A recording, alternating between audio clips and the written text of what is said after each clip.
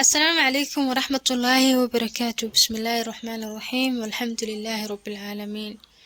كل wanaagsan daawadayaal kusoo dhawaada channelkeena waxaan ka hadli doonaa haddii Ilaahay ka raali noqdo adkaar cajiib ah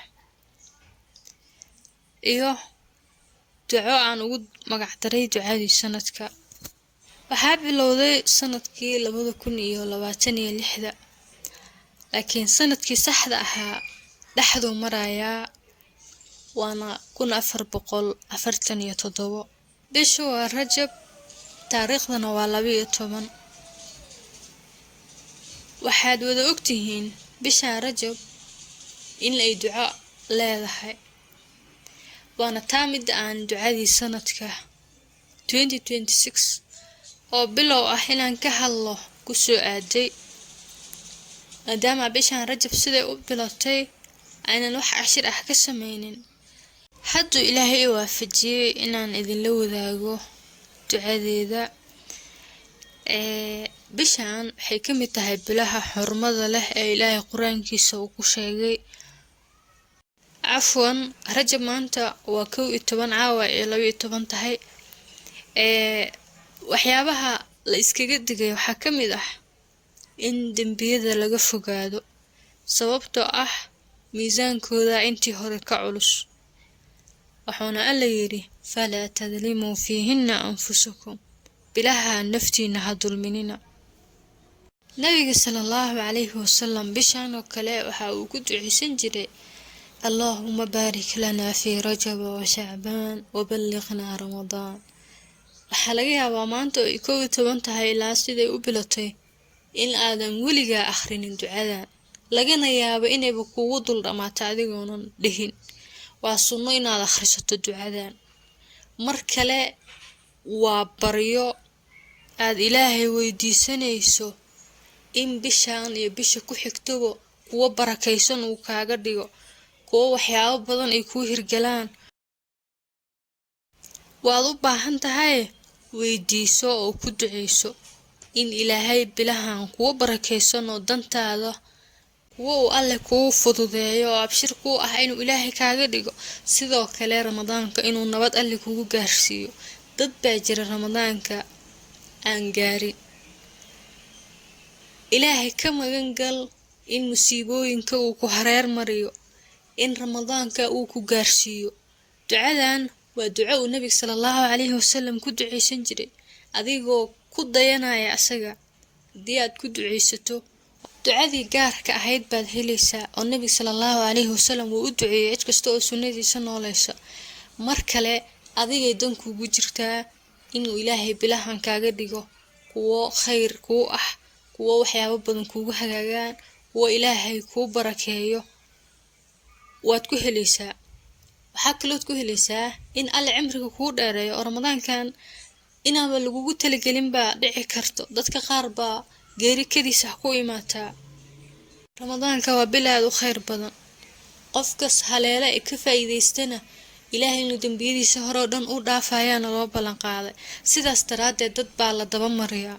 dad badan oo waxaa jira soonka markuu soo dhawaado geerida sidii hore way ka badataa. inta badan hebel baa dhintay, heblaayaa tagtay, kuwaa shil galay, waxbaa la sheegaa. waxaasoo dhan waa musiibooyin. Ilaahay ciduu doono cimriga wuu u dheereeyaa. laga yaababa inaad listiga dadka soo socda aan ku qoranahay Ilaahay waxaan ka baryaynaa inuu cimriga noo dheereeyo, Ramadaanka nabad nagu gaarsiiyo, kuwii ka faa'iideysto naga dhigo. si guud ah iyo si gaar ahba waa inaad u duceysaa oo ummadan Ilaahay aad u weydiisaa nabadgelyo. markasta waxaad naftaada la jeceshahay dadkana waa la jeclaadaa. ducada la iskuma koobo. marka aan soo gabagabeeyay ducadan arrimaha aadka u faraha badan baa lagu helaaye haddii aad horey u aqoonin hadda baro. dadka aad jeceshahayna la wadaag. dheh Allahumma barik lana fi Rajab wa Sha'ban wa ballighna Ramadan. Ilaahay waxaan ka baryaynaa inuu nooga yeelo Rajab iyo Sha'ban bilo barakaysan, Ramadaanna nabad nagu gaarsiiyo. ducada labaad, marka aad sidaan oo kale u maqasho waad jeclaysanaysaa waad bilaabaysaa, laakiin maalmo kadib waxaa laga yaabaa inaad iska ilowdo oo aad akhrin weydo. waxay u baahan tahay marka qof go'aan leh, qof ducada macnaheeda barta. ilaashadana sida hantida aad u ilaashato oo kale ayadaa hanti ka qiimo badan oo wax walba kuu goysa adduun iyo aakhiraba. wax ilaahay inuu raalli kaa dhigo ciyaar ma aha. maanta markaa labadaa digri baan soo qaadanay. mid ugu horeyso maanta ilaahay waafajiyay inaan idin sheegee ku duceyso ducadan.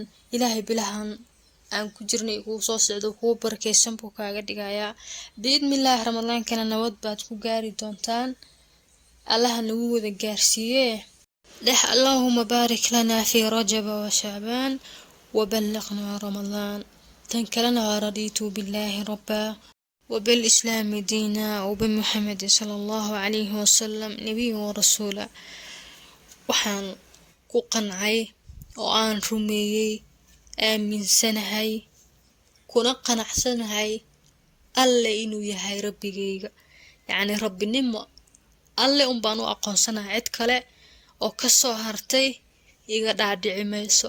islaamnimona waxaan u qaatay oo aan u rumeeyey kuna raalli ahay diinta islaamka.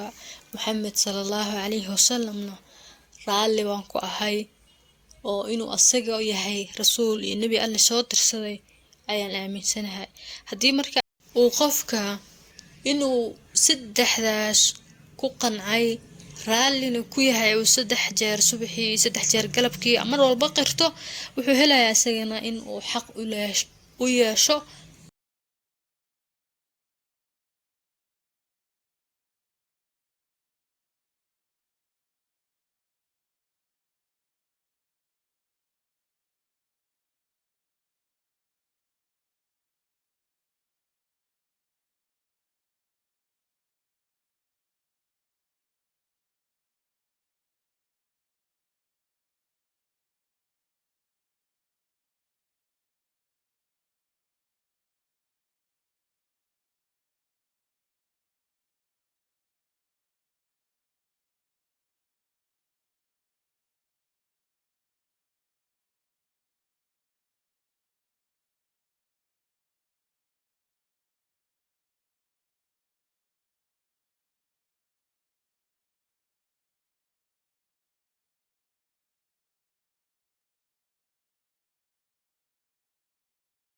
كان حقا على الله أن يرضيه. إلهي بحق كنقنيسا oo isku waajib yeelay in adoonkaas uu raalli ka dhigo. macnaha waxa uu ku raalli noqdo inuu siiyo in qalbigiisa uu geliyo farxad. marka farxadda waxyaabo keeni karaa jiro oo qofku uu u baahan yahay. haddii aakhiro noqoto qofku wuxuu ku farxi karaa inuu janno tago oo cadaab laga magan geliyo oo ilaahay darajeeyo u arko. dunya hadday tahayna ilaahay u heliyay oo dhibaatooyin ka qabtay ama waxyaabo uu ku xaminayay u hirgeliyay waxaasa farxad geliyo.